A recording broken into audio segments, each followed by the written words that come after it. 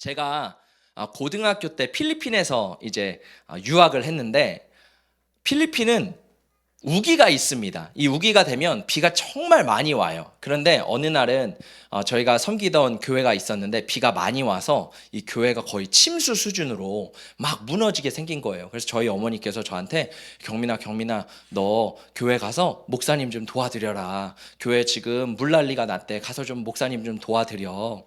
그래서 제가 투덜투덜 되는 마음으로, 원래 고등학교 학생들은 투덜투덜 되잖아요. 투덜대는 마음으로 하면서 교회에 가가지고 이제 목사님을 도와드리는데, 막 교회 천장에서 비가 뚝뚝뚝 떨어지고 막 물난리가 난 거예요. 근데 목사님 표정을 보니까 그 어린 나이에 제가 목사님을 봤을 때 이렇게 낙심이 되신 것 같더라고요. 그래서 그래, 그래도 목사님을 내가 좀 도와드려야 되겠다 해가지고 열심히 목사님을 도와드렸어요. 근데 이제 목사님이 저를 되게 사랑하셨는데 저에게 그런 얘기를 하시더라고요. 경민아, 너는 나중에 크면은 정말 많은 교회들을 세우고 많은 교회들을 일으키는 그러한 사람이 됐으면 좋겠다, 이런 얘기를 하시더라고요. 그때 무슨 제가 목회자가 되고 싶은 마음도 없었고, 목사님도 제가 목회자가 될 거라는 것을 전혀 알지 못했는데, 그냥 너는 교회를 세우는 그런 사람이 됐으면 좋겠다, 그런 얘기를 하셨는데, 지금까지 그 작은 한 문장이 제 내리 속에 아직도 남겨져 있습니다.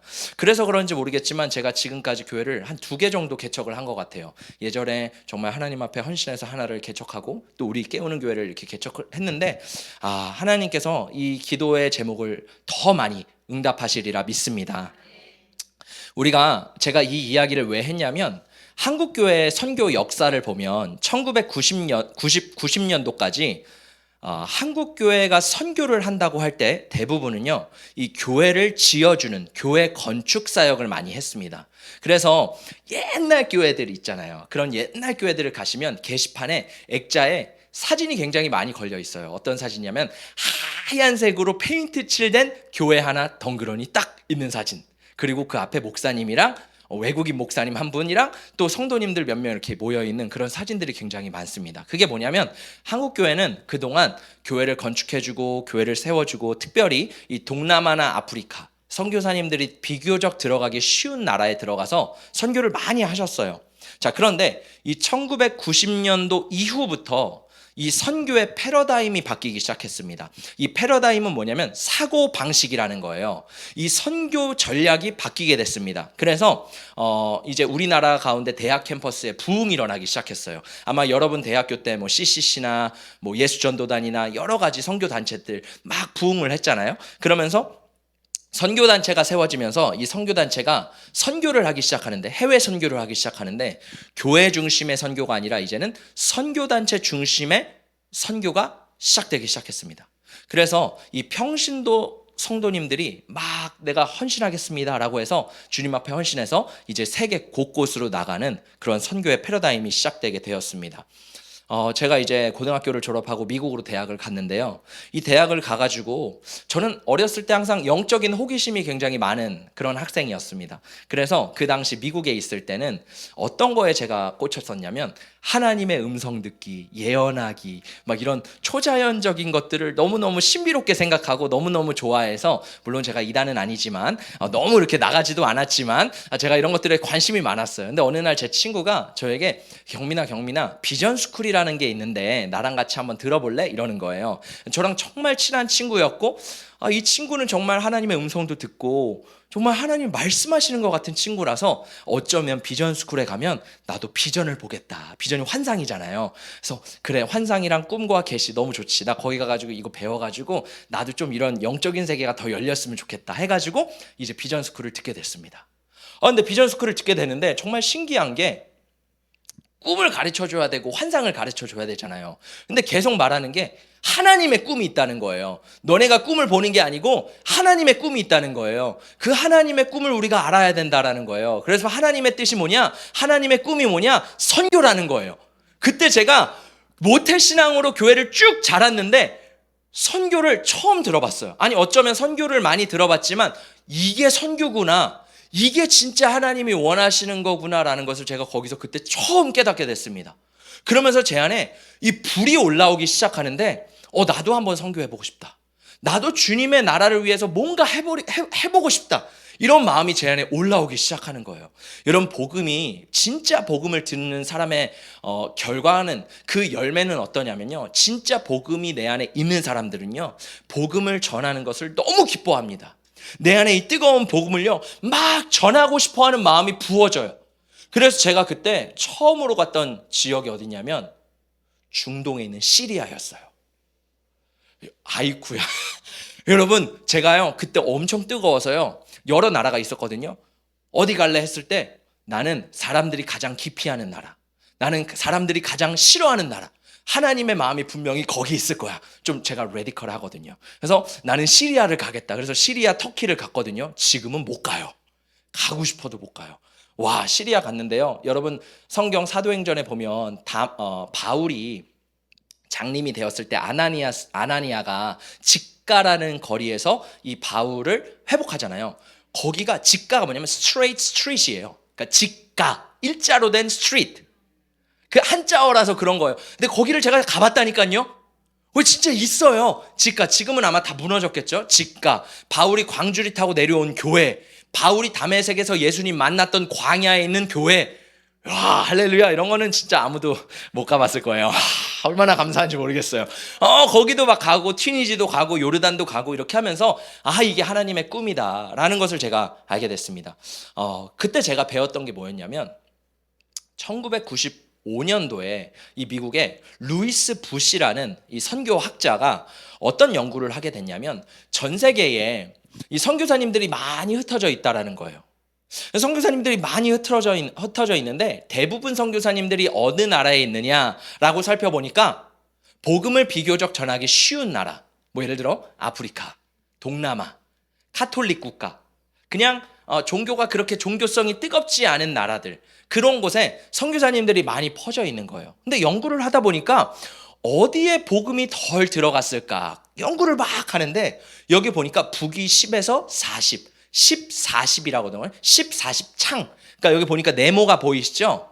이게 뭐냐면 창, 윈도우라 그래요, 영어로. 1040 윈도우. 10, 40 창. 그래서 북위 10, 40 그 창을 보니까 여기가 아랍 지역인데 여기에 복음이 많이 들어가지 않은 거예요. 여기는 선교사님들이 거의 없는 거예요. 그래서 이분이 이거를 발견하면서 미전도 종족이라는 단어를 만들었습니다. Unreached people. 아직 복음이 들어가지 않은 종족. 왜냐면 예수님이 이 땅에 다시 오실 때 모든 언어와 종족과 백성과 방언에게 복음이 전파돼야 된다 그랬잖아요. 그러니까 나라 단위가 아니라 종족 단위로 이제 찢어진 거예요. 그래서 그걸 찢어가지고 이 미전도 종족에게 복음이 전해야 되는데 어디가 가장 없느냐 보니까 여기 10, 40창 안에 복음이 90%가 거의 안 들어간 거예요. 그래서 그 다음부터 이제 선교 전략이 무슬림 선교로 집중하게 됐습니다. 그리고 선교사님들 재배치가 일어나게 됐어요. 하나님께서 어떤 선교사님들을 막 옮기시기도 하고 또 교회나 사역 단체를 통해서 이 선교사님들이 이제 20, 40창으로 막 들어가기 시작했습니다. 할렐루야. 여러분, 지금 그래서 하나님께서 가장 주목하시는 때가 어디냐면 바로 20, 40창이라는 거예요. 우리 교회도 실크로드를 중심적으로 하고 중앙아시아죠.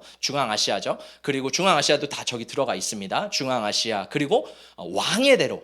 도대체 목사님, 왕의 대로가 뭐예요? 여러분, 왕의 대로는요, 그 당시에 왕들과 상인들이 무역하는 도로예요. 그게 어디냐면 요르단에 있습니다. 요르단에 가면 킹스웨이라는 그 왕의 대로가 실제로 있어요.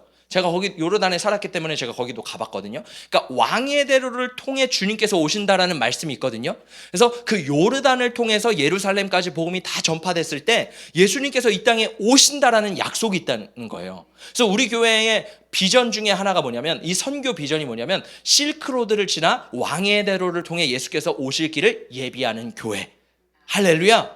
그래서 우리가 이 선교에 대해서 정확히 아는 것이 굉장히 중요합니다. 자, 복음은요, 특징이 있는데 제가 아까 말씀드렸다시피 이 복음이 내 안에 진짜 살아있는 사람은 전하고 싶어요. 할렐루야. 여러분, 복음 전하고 싶은 열망이 있으세요? 제가 처음 예수님을 만났을 때 제 안에 그 성령이 부어졌는데 와, 이 뜨거움을 참을 수가 없는 거예요. 그래서 제가 진짜 제 주변에 있는 침체된, 제가 그때 뭐 전도사 목사도 아니었는데 그냥 청년이었는데 제 주변에 침체된 영혼들을 만나면 예수님 다시 믿어야 돼. 지금 그 교회 뜨겁지가 않은 것 같아. 뜨거운 교회로 빨리 옮겨. 제가 막 이렇게 하면서 막 사람들을 동원하기 시작했어요. 우리 교회 와봐. 우리 교회 와서 복음을 듣고 진짜 성령을 받고 변화돼야 돼. 이모, 그렇게 신앙생활을 하면 안 돼. 저 이모한테. 그래서 이모가, 경민아, 너는 나중에 목사가 될, 이모 그건 아니야. 나는 목사감이 아니고 나는 장로. 그러면서 주변 사람들에게 제가 막 뜨거운 마음을 전하기 시작하는 거예요. 여러분, 우리 안에 진짜 복음의 뜨거움이 있다면 우리는 이 복음을 나만 감추고 있을 수 없다라는 거예요. 할렐루야. 그래서 복음은요, 전염성이 있습니다. 내가 예수 그리스도가 진짜라면 옆에 있는 사람이 전염되어 있다라는 거예요. 그래서 여러분, 우리에게 진짜 필요한 게 뭐냐면 그 복음을 전하는 뜨거움이 우리 가운데 부어져야 되는 줄 믿습니다. 그리고 이것을 순종해서요, 내 주변에 있는 사람들에게 복음을 전해야 돼요. 우리가 복음의 복된 입술이 되기를 예수님의 이름으로 축복합니다. 자, 하나님은요, 제가 보니까 실수나 거저가 없으신 것 같아요. 제가 예전에는 한참 하나님 앞에 늘 퀘스천이 있었어요. 하나님, 도대체 저를 왜 유학 보내셨어요? 왜 그렇게 많은 돈을 써서, 하나님, 제가 공부했는데 왜 목사가 되게 하셨어요? 이런 퀘스천이 늘 항상 있었거든요. 근데 제가 지금 생각해 보니까 설교를 준비하다가 내가 만약에 한국에서 대학 생활을 했으면 내가 과연 이 하나님의 비전을 알았을까? 내가 과연 이 하나님의 넓은 세계를 볼 수 있는 기회가 있었을까? 물론 그렇게 있을 수도 있었겠죠. 근데 하나님의 뜻은 거기서 더 많은 것들을 내가 보기를 원하셨구나 라는 것이 제 안에 깨달게 되는데, 그 중에 가장 중요한 게 선교를 보게 하셨구나. 제가 진짜 감사한 것은 좋은 선교단체, 또 좋은 선교사님들을 정말 많이 만났어요. 그래서 그분들에게 정말 은혜도 많이 받았는데, 그래서 우리 교회 중심에도 어쩌면 하나님께서 선교를 중심에 두셨구나.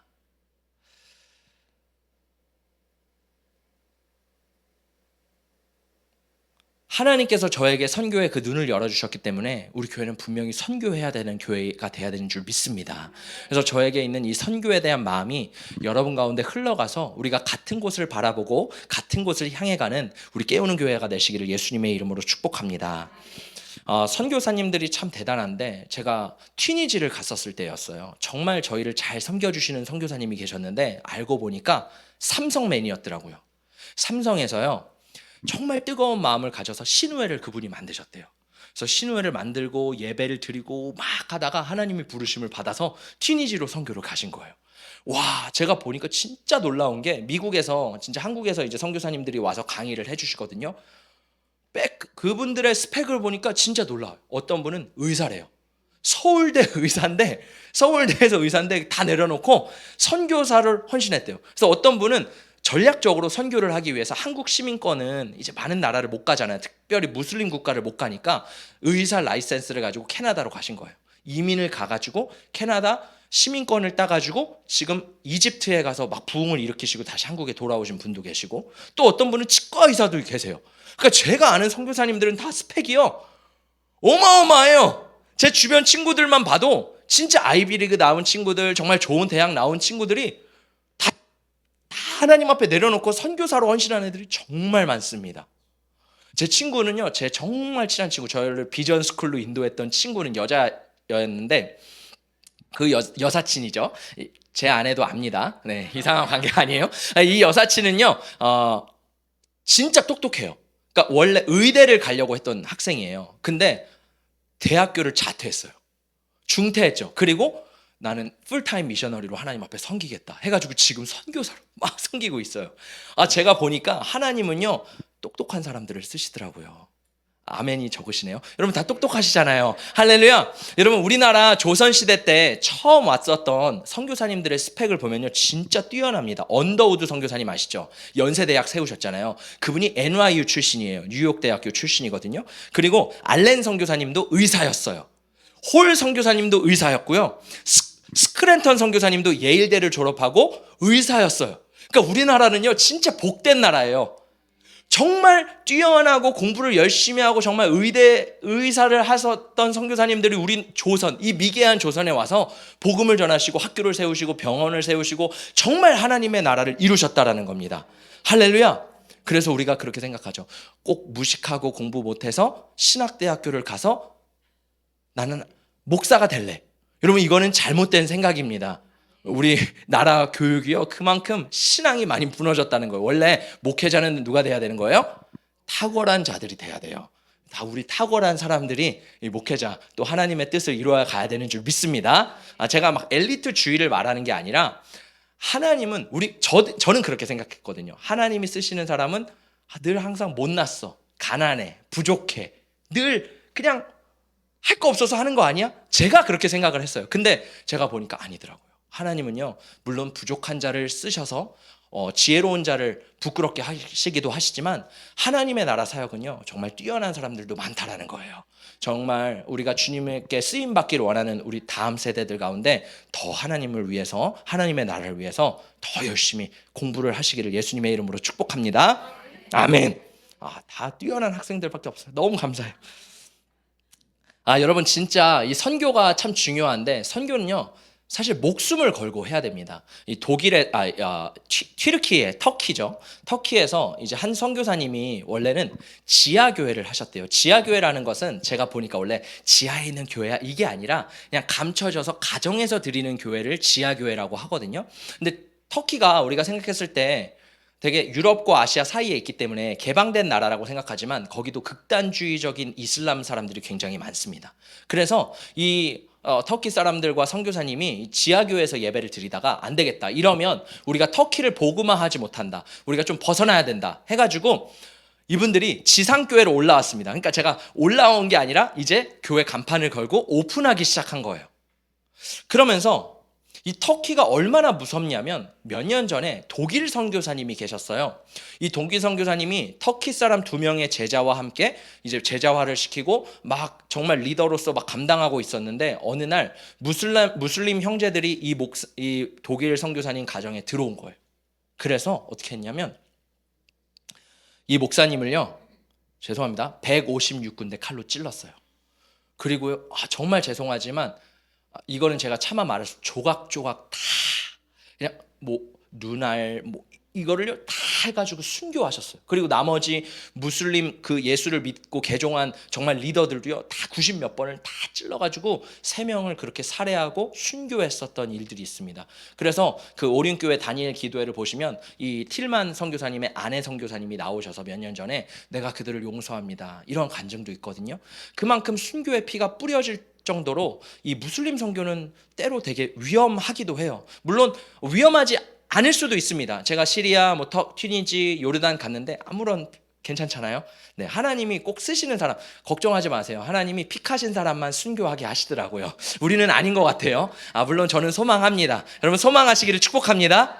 네, 그런데 두려워하는 사람은 하나님 안 쓰세요. 걱정하지 마세요. 그만한 믿음이 돼야지 하는 거예요. 어쨌든 이렇게 순교자의 피가 뿌려지고 이렇게 복음 전하기가 힘든 나라가 터키였는데요. 어느 목사님이 이 터키 그 지상으로 올라온 교회 목사님에게, 성도님들에게 물어봤대요. 이 교회는 본어겐 된 크리스천이 몇 명입니까? 거듭난 그리스도인이 몇 명입니까? 정말 예수 만난 성도들이 몇 퍼센트 됩니까? 라고 하니까 이 목사님이 뭐라고 대답하셨냐면, 저희는 100%입니다. 왜냐하면 이 터키 교회는요, 내가 진짜 예수를 믿기로 결단한 사람만 나올 수 있어요. 가짜는 나올 수 없어요. 왜요? 여러분, 이 이슬람 국가는요 되게 신기한 게, 제가 보니까 아이디 주민등록번호가 있거든요. 종교란이 있어요. 우리는 없잖아요.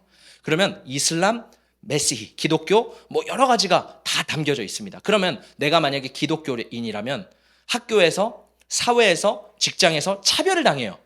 그게 공공연하게 당연히 일어나는 일이 무슬림 사회입니다.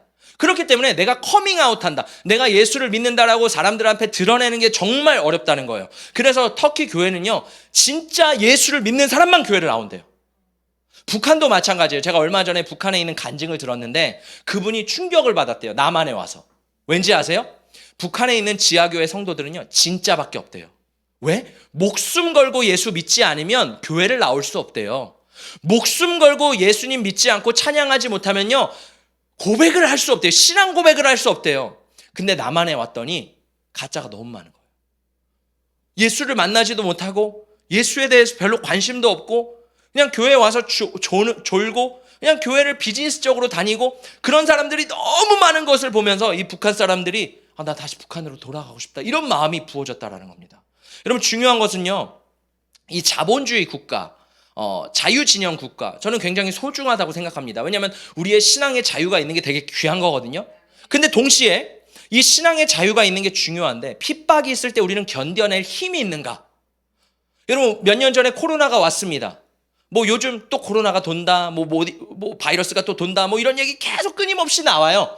제가 코로나가 돌 때요, 정말 한 영혼이라도 놓치지 않으려고 매일 밤마다 줌기도회를 했어요. 애들마다 모아가지고 얘들아 들어와. 진짜 접속수가요 엄청났습니다. 그때요 너무 놀라운 건 뭔지 아세요? 온라인으로 기도회를 하는데 애들이 방언받기 시작하는 거예요. 부모님들이 방언받기 시작하는 거예요. 성령을 받는 거예요. 할렐루야. 성령님은요 놀랍게 일하십니다. 그래서 제가 교사들이 있었거든요. 이제 다음 세대 사역을 하니까 교사들한테 선생님 나오세요, 주일날 나오세요. 전도사님, 목사님, 우리 여기 나가면 걸리는 거 아니에요? 나오셔야죠. 해가지고 정말 이렇게 멱살을 잡고 끌고 나왔어. 나중에 사람들이 막 뒤에서 욕하는 거야. 좀 너무 레디컬한 거야, 너무 극단적인 거 아니야? 근데 나중에 그분들이 뭐라고 고백하는지 아세요? 목사님 감사해요. 저 예수님 떠날 뻔했고 저 신앙 침체될 뻔했는데 목사님 저 붙잡아 주셔서 제가 여기까지 나올 수 있었어요. 여러분, 우리가 신앙의 자유가 있는 게 너무 감사해요. 근데 중요한 건 뭐냐면 우리 가운데 작은 시험도 우리는 버텨낼 수 있는 힘이 너무나도 부족하다는 겁니다. 여러분, 저는 우리 안에 이 근성이 생기기를 예수님의 이름으로 축복합니다. 정말 우리 교회는요 어려움이 생겨도 모일 거예요. 할렐루야. 모이셔야 돼요. 우리 옆에 사람과 약속하세요. 우리 꼭 모이자. 네, 제가 출석 체크할 거예요. 우리 최송아 자매님 1순위. 여러분, 정말 우리는 이 예수를 위해서 목숨까지 거는 그리스도인이 되기를 축복합니다. 그게 성경에 나오는 그리스도인이에요. 그게 초대교회였습니다. 우리 깨우는 교회는요 이 초대교회의 영성이 날마다 날이 서서 이 생명력을 가진 교회가 되시기를 예수님의 이름으로 축복합니다. 자, 오늘 선교가 주제인데 그럼 이 전도와 선교, 전도를 뭐라 그래요? 이벤젤리즘이라 그러죠. 선교를 미션이라 그럽니다. 그래서 우리는 이 전도와 선교가 뭘까 되게 고민을 해요. 그래서 전도는 아마 국내 전도, 그리고 선교는 해외 선교, 이렇게 많이 생각을 합니다. 자, 그런데 선교학적으로 보면 전도는 뭐냐면 한 영혼에게 내가 복음을 전하는 행위예요. 선교를 나가서도 전도를 해요. 왜? 복음을 전하기 때문에. 작은 영역에서 복음을 전하는 겁니다. 그럼 선교는 뭐냐면 하나님의 나라가 이 땅에 도래하는 것에 우리가 함께하는 활동인 거예요. 할렐루야.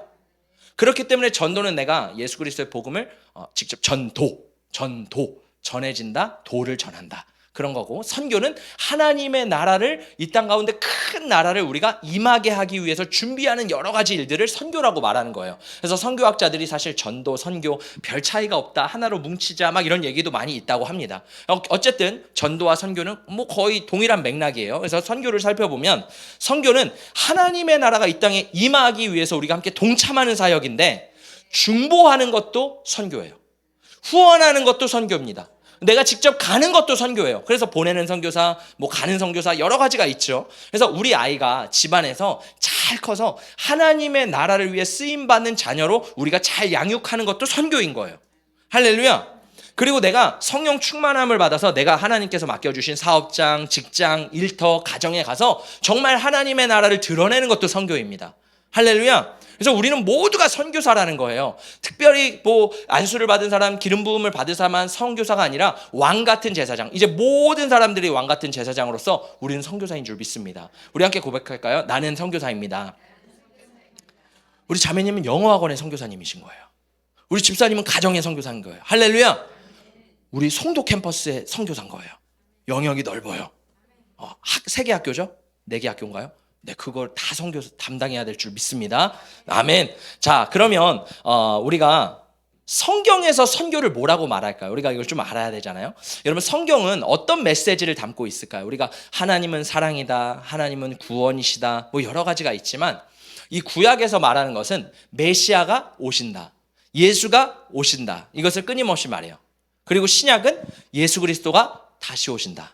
그래서 예수님 오실 길을 우리가 준비해야 된다. 이것이 바로 신약의 메시지인 줄 믿습니다. 그래서 예수님이 이 땅에 다시 오시게 되는데 예수님이 이렇게 말씀하셨어요. 너희는 가서 모든 민족에게 복음을 전하고 제자를 삼아 땅끝까지 이르러 복음을 전하라. 할렐루야. 이것이 우리에게 주신 사명이라는 거예요. 그래서 진짜 그리스도인들은 내가 예수님을 믿고 나 너무 행복해, 나 너무 평안해, 나 너무 즐거워. 맞아요. 우리가 예수 안에서 사랑하고 연합하고 즐기는 것이 너무 필요합니다. 근데 거기만 머물면 안 돼요. 우리는요 거기만 머물게 되면 썩게 돼요. 참 신기하더라고요. 이 복음은요 생명력이 있는데 생명력을 계속해서 순환하지 않으면 썩게 돼요. 물도 마찬가지잖아요. 복음은요 끊임없이 흘려보내야 돼요. 내 안에 그 충만함을요 끊임없이 흘려보내야 돼요. 그러지 않으면 내 안에 썩어 고여져요. 그럼 고인물이 되는 겁니다. 여러분 이 복음은요 끊임없이 우리가 나눠야 되는 줄 믿습니다. 자, 생각해 보세요. 여러분 운전할 때 운전 습관을 한번 볼게요. 신호등이 빨간색이에요. 그럼 어떻게 합니까? 멈춰요. 자, 기다리고 있는데 파란불이 띵 들어옵니다. 근데 앞에 있는 차가 안 가요. 어떻게 하십니까? 할렐루야, 역시 빵빵하죠. 왜요? 1분도 지났는데 2분 지났는데 앞차가 안 가면 빵빵해서 가라고 해야 되잖아요. 우리 지금 이 시대가 어떤 시대냐면 예수님께서 모든 십자가에서 구속을 완성하셨으니 이 땅의 교회요 복음을 위해 가라. 지금은 파란불이다 라고 하시는 거예요. 근데 어떤 사람들은 주님 아직도 노란불인가요? 아직도 빨간불인가요? 나는 아직 못 가겠어. 이런 사람들이 많다는 거예요. 이런 교회가 많다라는 겁니다. 여러분 이 시대는요 파란불이라는 거예요.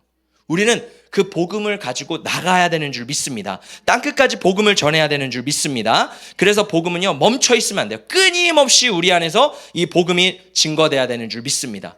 예루살렘 교회 보세요. 예루살렘 교회가 엄청난 부흥을 이루었잖아요. 근데요 하나님이 그거를 가만히 두지 않습니다. 우리끼리 너무 좋아 이러니까 하나님이 핍박을 빵 가져다 주세요. 그러니까 거기 있는 성도들이 사마리아로 땅끝까지 로마로 막 다 흩어져서 복음을 전하기 시작하는 겁니다. 이게 하나님의 뜻인 줄 믿습니다. 자, 그래서 중요한 것은요 우리의 패러다임이 전환돼야 돼요. 많은 성도님들이 선교를 별로 중요하게 생각하지 않으세요. 그래서 저한테도 어떤 성도님이 그런 얘기 하시더라고요. 목사님 선교 좀 그만 가세요. 1년에 몇 번 간다고 그만. 여러분 선교는 가야 돼요. 그게 우리 교회 DNA예요. 우리 교회 사명이에요. 이거 안 가면 생명이 흘려보내질 수가 없어요. 할렐루야. 여러분 이게 우리 교회 하나님 부르심이라니까요. 그럼 선교하지 않는 교회로 가시면 됩니다. 우리 교회는요 선교하는 교회예요.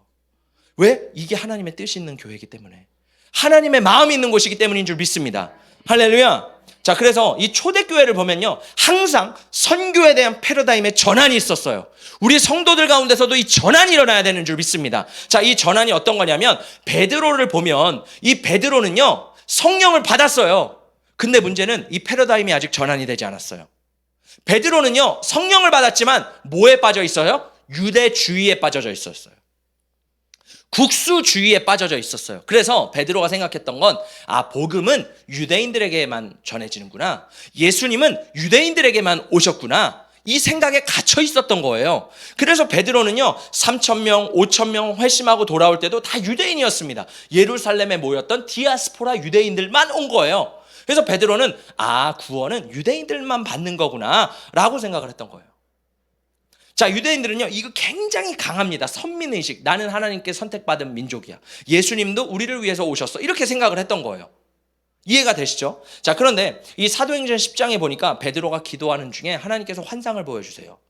하나님께서 부정한 음식을 먹으라고 말씀하시는 거예요. 베드로가 주님 저는 거룩한 자인데요, 주님 저는 쉽게 말하면 유대인인데요, 저는 유대 풍습에 따라 이건 먹을 수 없습니다. 근데 주님께서 내가 거룩하다는 것을 너가 속되다고 말하지 마라, 이것을 받아 먹어라.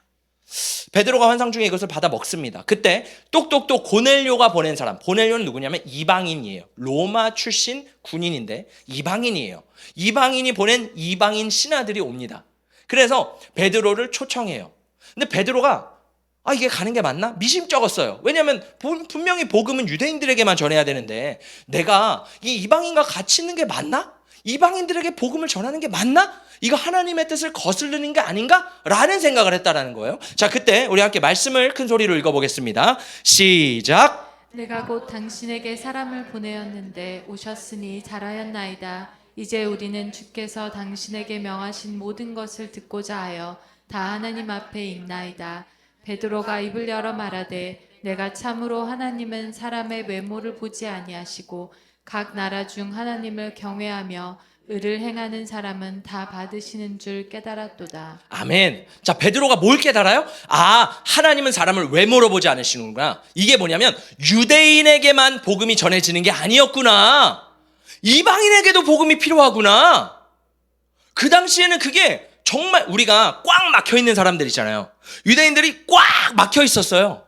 우리는 지금 당연하다고 생각하지만 이거를 생각해낼 수가 없었습니다. 그러면서 각 나라 중에서 하나님의 의를 행하는 사람이 있구나. 하나님이 이 사람들의 예배를 받으시는구나. 이거를 깨닫게 된 겁니다. 할렐루야. 이게 뭐예요? 깨달아야 되는 거예요. 선교는요, 깨달아야 돼요. 패러다임 시프트가 일어나야 됩니다. 우리 안에 생각이 깨져야 되는 거예요. 아, 주님은 선교를 원하시는구나. 주님은 이 시대 가운데 아직도 선교를 하기를 원하시는구나. 할렐루야. 여러분, 우리나라가 왜 잘 살게 됐어요? 우리에게 왜 재정을 하나님께서 부어주십니까? 나 잘 먹고 잘 살라고? 아니요. 복음을 위해서 주시는 거예요. 하나님의 나라를 위해서 주시는 건 줄 믿습니다. 할렐루야. 선교를요, 많은 사람들이요, 싫어해요. 비효율적이라고 생각합니다. 비합리적이라고 생각하고 비생산적이라고 생각해요. 왜냐하면 돈을 그냥 쏟아 붓는 거라고 생각합니다. 근데 하나님의 나라는요, 비효율적인 거예요. 맞아요. 하나님의 나라는요, 비합리적인 거예요. 근데 하나님은요, 그 무식해 보이는 믿음을 통해서 하나님의 나라를 일으키시는 줄 믿습니다. 여러분, 우리 안에 이 깨달음이 부어지시기를 예수님의 이름으로 축복합니다. 우리 다음 말씀을 함께 읽어보겠습니다. 시작. 베드로가 이 말을 할 때 성령이 말씀 듣는 모든 사람에게 내려오시니 베드로와 함께 온 할례 받은 신자들이 이방인들에게도 성령 부어 주심으로 말미암아 놀라니. 와, 베드로가 놀랐어요. 주변에 베드로를 따랐던 유대인들도 놀랐대요. 왜요? 성령이 말씀을 듣는 모든 사람, 거기에 있었던 유대인도 있었지만 대부분 이방인, 고넬료의 가족과 신하들이었거든요. 종들이었거든요. 와, 이들에게 성령이 내리네. 이들에게 구원의 역사가 일어나네.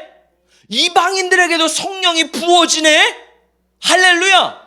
베드로가 이걸 보고요, 이 생각의 전환이 확 일어났다라는 겁니다. 여러분, 그래서 이 시대 가운데 하나님은요, 유대인뿐만 아니라 모든 열방에게 복음이 전해지는 것을 기뻐하시는 줄 믿습니다. 자, 제가 말씀을 준비하다가 되게 놀라운, 저도 되게 깨달은 신비한 게 있거든요. 바울이 2차 전도 여행을 할 때 아시아로 가고 싶어 하잖아요. 근데 계속 하나님이 막으시죠. 예수의 영이 막으시더라. 성령이 꿈에 나타나서 막으시더라. 그리고 마게도니아 사람이 와가지고 바울 보고 일로 오세요. 마게도니아가 어디냐면 유럽이에요. 그러니까 지금 바울이 소아시아, 터키거든요. 터키에서 복음을 막 전하다가 내가 아시아로 갈까 유럽을 갈까 막 고민하던 차에, 아 그래, 나는 아시아로 가서 복음을 전해야 되겠다 해서 아시아로 막 가는데 성령님이 계속 막으시는 거예요.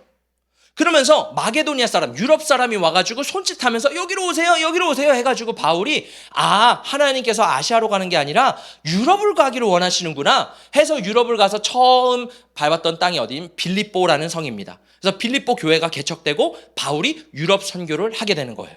그래서 복음이 막 서진하게 되는 거예요. 근데 저는 서운한 마음이 들었어요. 왜 하나님은 아시아로 갔으면 더 많은 아시아 사람들도 있을 텐데 왜 아시아를 막으셨을까? 근데 하나님이요, 바울을 아시아로 가지 못하게 한 이유가 있었어요. 우리 말씀을 함께 읽어보겠습니다. 시작. 예수 그리스도의 사도인 베드로가 본도와 갈라디아와 갑바도기아와 아시아와 비두니아에 흩어져서 사는 나그네인들 택하심을 입은 이들에게 이 편지를 씁니다. 베드로가 베드로 전후서를 썼는데 누구를 대상으로 썼대요? 본도, 갈라디아, 갑바도기아, 아시아, 비두아니아에 흩어진 나그네. 제가 원어를 찾아보니까 이방인들에게 편지를 썼대요. 베드로가 이미 아시아 지역에 가서 복음을 전하고 있었던 거예요. 그래서 하나님께서 이미 베드로가 세운 터가 있기 때문에 바울, 너는 유럽으로 가라 라고 해서 하나님이 흩으신 거더라고요. 할렐루야.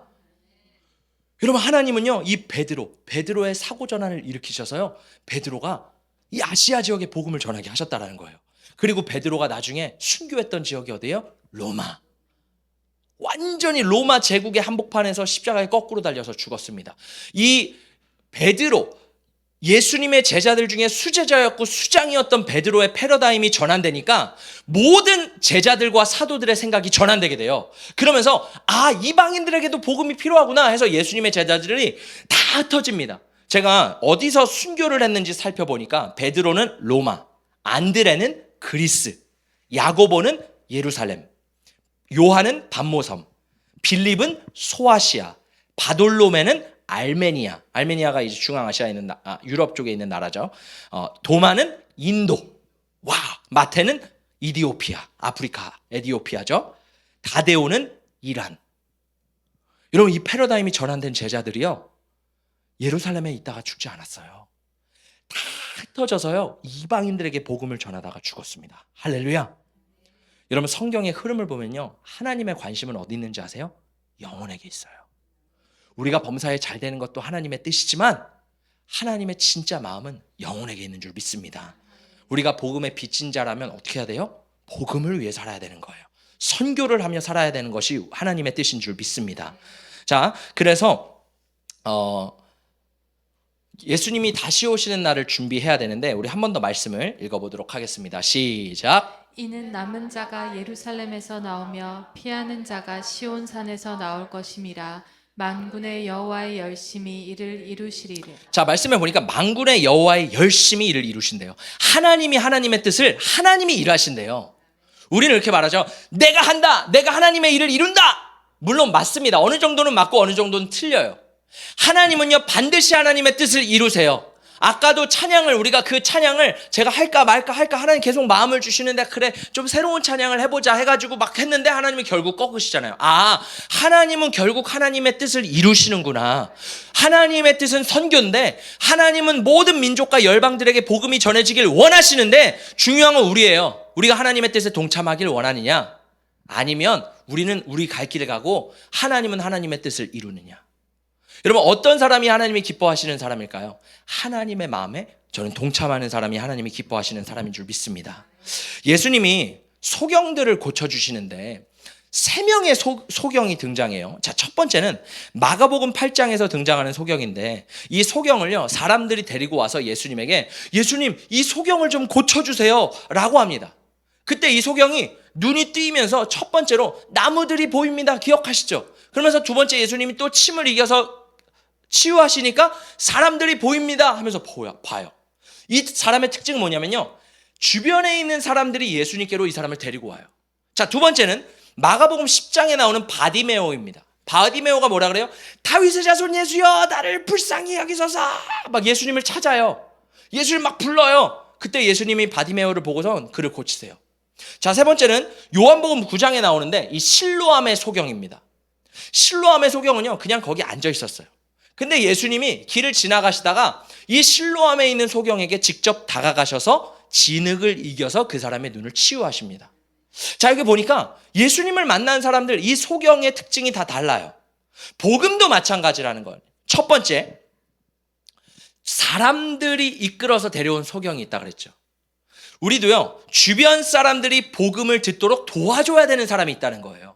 주변에서 예수님께로 데리고 와야 되는 사람이 있다는, 나라도 마찬가지입니다. 주변에 선교사들을 파송해서, 미 전도 종족에게 선교사들을 막 파송해서 그 사람들을 예수님께 데려오게 하는 역할이 필요하다는 거예요. 할렐루야.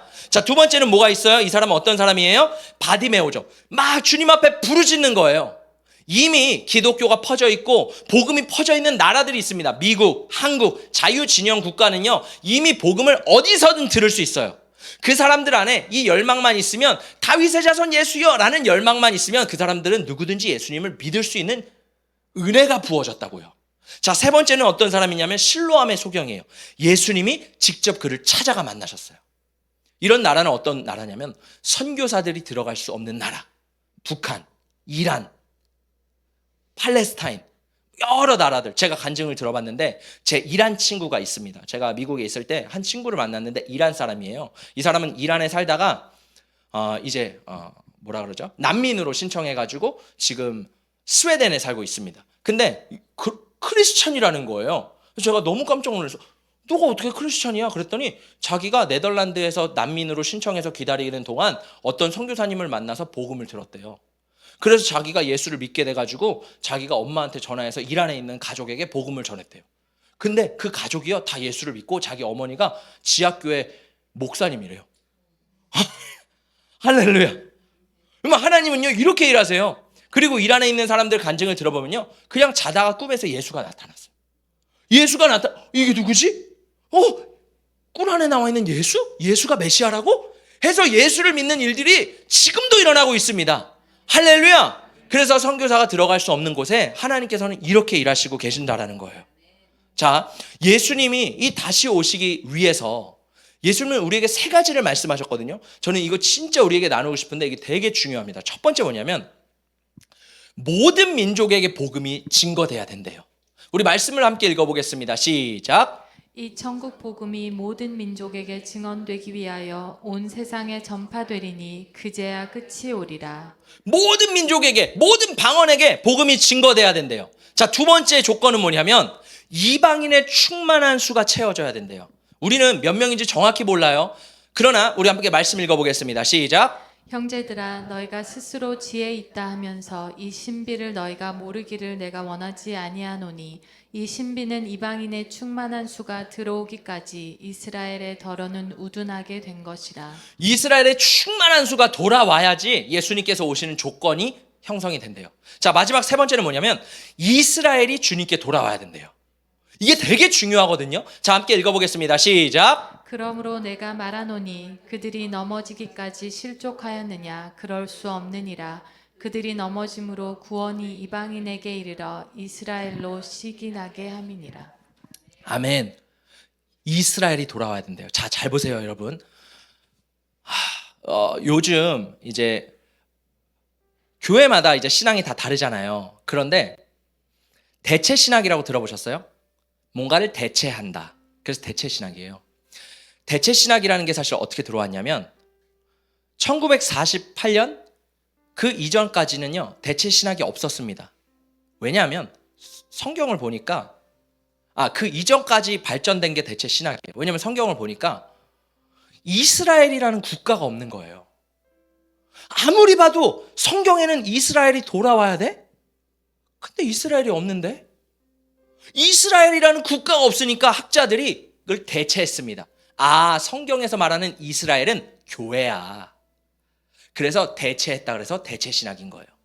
그래서 이걸 교회로 풀어냈습니다. 교회가 주님 앞에 돌아와야지, 교회가 충만해져야지 이스라엘의 회복은 교회의 회복이다. 그래서 많은 목사님들이 교회가 회복돼야 됩니다. 문자적인 이스라엘이 아니라 교회가 회복돼야 됩니다. 그렇게 복음을 증거하셨어요. 아마 많은 분들이 이렇게 이해하셨을 거라고 생각이 들어요. 그런데 1948년 이스라엘이 세워졌네요. 갑자기. 그러면서 대체 신학이 사실은 없어진 거예요. 왜? 문자적으로 보니까 이스라엘이 생겼거든요. 하나님이 그 없던 나라를 일으키셨거든요. 할렐루야. 그러면서 이스라엘 가운데 알리야 운동이 일어납니다. 그게 뭐냐면 전 세계에 흩어진 유대인들이 이스라엘로 돌아오는 운동이에요. 그래서 하나님께서 어떤 역사를 일으키셨냐면 소련을 붕괴시키셨어요. 소련이 붕괴되면서 이 소련 국가 가운데 있는 유대인들이 되게 많았거든요. 러시아에. 독일을 피해서 러시아로 갔던 유대인들이 많은데 러시아계 유대인들이 다 이스라엘로 많이 돌아왔습니다. 그러면서 하나님께서 축복을 주셨어요. 이스라엘의 축복은 이방인에게 축복이에요. 이스라엘 백성들, 유대인들이 이스라엘로 돌아오니까 하나님이 소련에게 어떤 축복을 주셨는지 아세요? 소련이 붕괴됐어요. 탄탄 국가가 세워졌습니다. 그리고 중앙아시아에 엄청난 부흥이 일어났어요. 저도 중앙아시아 잘 몰랐거든요. 근데 중앙아시아에요, 한국인 선교사님들이 세운 교회들이 굉장히 많습니다. 몇천 명 되는 교회들도 있어요. 어떤지 아세요? 탄탄으로 소련이 붕괴돼서 나라들이 세워질 때요, 우리나라에서 선교사들을 엄청 파송했어요. 미국에서 전 세계에서요 선교사들을 탄탄 국가에 엄청 파송을 한 거예요. 그때 이 재정과 선교 사역과 선교사님들을 통해서 교회가 막 일어나서 이 탄탄 국가에 부흥이 일어나게 됩니다. 이스라엘을 축복하면요 하나님 우리에게 축복을 주신대요. 그 축복은요 재정적인 축복이 아니에요. 영적인 축복인 거예요. 할렐루야. 지금도 유럽에 많은 유대인들이 돌아오고 있어요. 근데 지금 보니까 미국에 있는 유대인들이 많이 안 돌아온대요. 미국 살기 좋거든요. 미국 너무 좋거든요. 근데 하나님께서 분명히 이 미국에 있는 유대인들도 돌아오게 하실 거예요. 그러면 미국은 또 다른 영적인 부흥을 맞이하게 될 거라는 거예요. 사실 이 말씀을 보면 위클리프라는 선교단체가 있습니다. 이 선교단체는 어떤 선교단체냐면 미국 선교단체로서 성경을 번역하는 선교단체예요.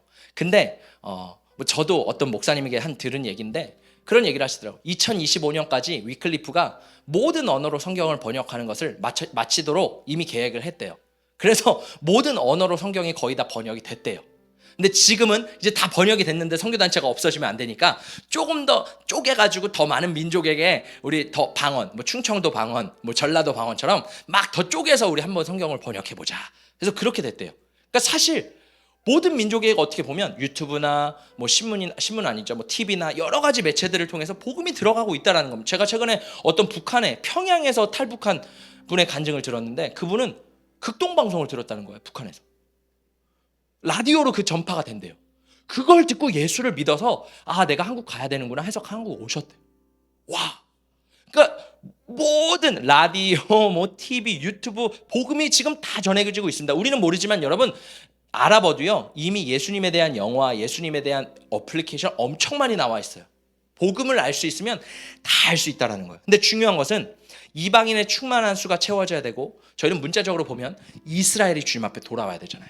근데 이스라엘이 돌아오기까지는 어떻게 해야 되냐면 이방인을 시기해야 된대요. 로마서는 사실 앞에는 복음에 대한 말씀이지만 끝에 보면 연합이거든요. 이방인과 유대인의 연합. 근데 이 유대인들이 돌아오기 위해서는 어떻게 된대요? 이방인을 보면서 시기해야 된대요. 어떤 시기예요? 이방인들이 예수 믿고 막 변화가 되고 부흥을 맞이하면서 막 축복을 받는 거예요. 그걸 보면서 야 예수가 진짜야? 라고 하면서 유대인들이 돌아온다는 거예요. 제가 그 아는 목사님에게 질문했어요. 목사님 그러면 도대체 그 이방인은 누구예요? 유대인들이 보고 시기할 이방인들이 누구예요? 물론 많은 민족이 있겠죠. 근데 생각을 해보면 아랍이라는 거예요. 아랍의 키가 있다는 거예요. 왜? 이스라엘과 아랍은 지금도 끊임없이 전쟁하거든요. 원수지간이거든요. 아브라함의 줄기에서 같이 나왔지만 아직도 경쟁하고 싸우는 민족이거든요. 근데 아랍이 영적인 부흥이 일어났을 때 이스라엘은 그걸 보고 주님 앞에 돌아온다는 거예요. 할렐루야. 여러분 우리는요 이 하나님의 세계 전략을 알아야 되는 줄 믿습니다. 하나님의 선교 전략을 보면서 우리는 나가야 되는 줄 믿습니다. 할렐루야. 그래서요 우리가 아랍을 위해 선교하는 게 굉장히 중요해요. 이스라엘을 위해 축복하며 기도하는 것이 굉장히 중요해요. 말씀에 이스라엘을 축복하는 자는 하나님 축복해 주신대요. 여러분 이 축복이 있기를 원치 않으세요? 저는 이 축복 받고 싶어요. 영적인 부흥. 하나님이 장자만 더 사랑하는 게 아니라 우린 차자잖아요. 그런 하나님은 우리 다 사랑하세요. 다만 형제가 연합하는 것을 하나님 기뻐하시는 줄 믿습니다. 여러분 말씀을 정리합니다. 제가 어느 날 우리 아이들과 공원을 가는데 이 공원 앞에 어떤 전단지가 붙어 있더라고요. 개를 찾습니다. 현상금을 보니까 100만 원인 거예요. 야, 이 개 찾으면 100만 원 타는 거야? 야, 이 개 너무 좋겠다. 근데 사람을 찾습니다. 개를 찾습니다. 사실 그 현상금을 보는 사람들은 와 하지만 개를 잊어버린 사람, 자녀를 잊어버린 부모 마음은 어떨까요? 찢어지죠. 잠이 안 오죠. 하나님의 관심은 영혼에게 있는데 하나님은 잠이 오실까요? 하나님의 마음은 어떠실까요? 그 영혼들을 보면서 하나님의 마음은 미어지지 않을까요? 예를 들면 믿음의 주요 또 온전케 하시는 이 예수를 바라보자. 할렐루야. 우리가 예수를 바라봐야 되는데 우리가 사람과 대화할 때 뭐를 봐요? 눈을 봅니다. 하나님의 우리가 눈을 봤으면 좋겠어요. 선교는 뭐예요? 하나님의 눈을 보는 거예요. 오늘 설교 제목이 하나님의 눈이잖아요. 하나님의 눈이 어디를 향하고 있을까? 하나님의 눈물이 지금 어디를 향해 흘려지고 있을까? 어떤 영혼들을 향해서 하나님의 마음이 있을까? 저는 우리가 이걸 좀 알아들였으면 좋겠어요. 그냥 우리만 잘 먹고 잘 사는 것이 아니라 지금 주님의 시선이 어디 있을까? 저는 조금이라도 우리가 주님의 그 눈물을 닦아드리는 정말 하나님 기뻐하시는 성도가 되기를 축복합니다. 할렐루야. 여러분 선교는요 하나님의 눈을 보는 것입니다. 선교는요 하나님의 눈물을 닦아드리는 것입니다. 선교는요 잃어버린 한 영혼을 찾는 것입니다. 저는 우리 깨우는 교회가 이 하나님의 선교에 동참하기를 원합니다. 여러분 불시기도에 나오실 때요 꼭 선교사님들을 위해 기도해 주세요. 각 나라들을 위해서도 기도해 주세요. 여러분 우리가 나 잘 먹고 잘 살고 내 자식 잘 되는 것뿐만 아니라 하나님이 기뻐하시는 것은 하나님의 나라가 확장되는 거예요. 그것들이 이루어질 때 우리에게 복을 주시는데요. 너희는 먼저 그의 나라와 그의 의를 구하라. 그리하면 이 모든 것을 내게 더하시리라. 말씀대로 기도해야 되지 않겠어요? 하나님의 뜻을 구하면 하나님이 다 채워주신대요. 우리 가운데 그 은혜가 더 강력하게 부어지기를 예수님의 이름으로 축복합니다.